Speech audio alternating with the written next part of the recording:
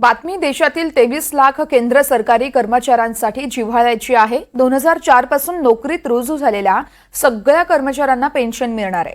पुढील आर्थिक वर्षाच्या सुरुवातीला म्हणजेच 1 एप्रिल 2025 पासून केंद्र सरकारी कर्मचाऱ्यांसाठी लागू होणाऱ्या युनिफाईड पेन्शन स्कीमला मंजुरी देण्यात आली आहे। या योजनेनुसार जर एखाद्या कर्मचाऱ्याने किमान 25 वर्ष काम केलं असेल तर त्याला निवृत्तीपूर्वीच्या वर्षाच्या सरासरी पगाराच्या किमान 50% निश्चितपणे मिळणार आहे। तर पेन्शनधारकाचा मृत्यू झाल्यास त्याच्या कुटुंबाला मृत्यूच्या वेळेस मिळालेल्या पेन्शनपैकी 60% रक्कम मिळते। जर 10 वर्षांनी नोकरी सोडली तर कर्मचाऱ्यांना 10,000 रुपये पेन्शन मिळेल। कर्मचाऱ्यांना एनपीएस किंवा यूपीएस यापैकी एक निवडण्याचा पर्यायही देण्यात आला आहे।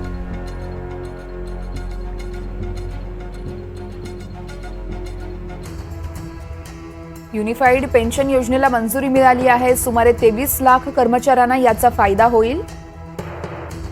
तर 25 वर्ष काम केलेल्या कर्मचाऱ्यांना याचा मोठा फायदा होणार आहे।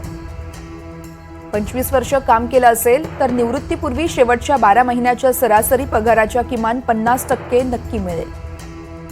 पेन्शनधारकाचा मृत्यू झाल्यास कुटुंबियांना मृत्यूच्या वेळेस मिळालेल्या पेन्शनपैकी 60% रक्कम असेल।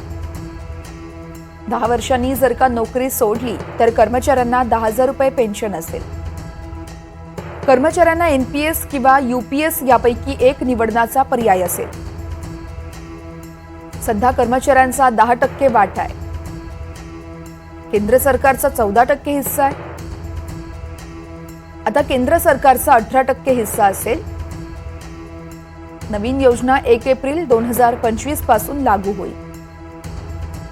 1 जानेवारी 2004 नंतर रुजू झालेल्या परंतु सेवानिवृत्त झालेल्या कर्मचाऱ्यांना देखील याचा मोठा फायदा असेल। सरकारी तिजोरीवर पहिल्या वर्षी 800 कोटींचा बोजा पडेल। त्यानंतर सुमारे 6,000 कोटींचा बोजा पडणार आहे।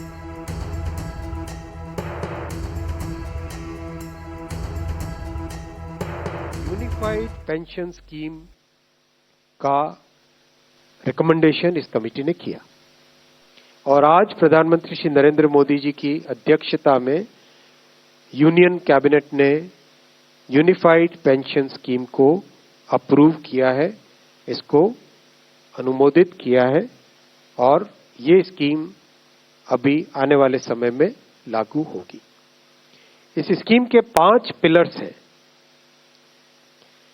सबसे इंपॉर्टेंट विषय था कर्मचारियों की तरफ से कि हमें अश्योर्ड अमाउंट एक चाहिए, जो बहुत लॉजिकल और वाजिब रिक्वायरमेंट था।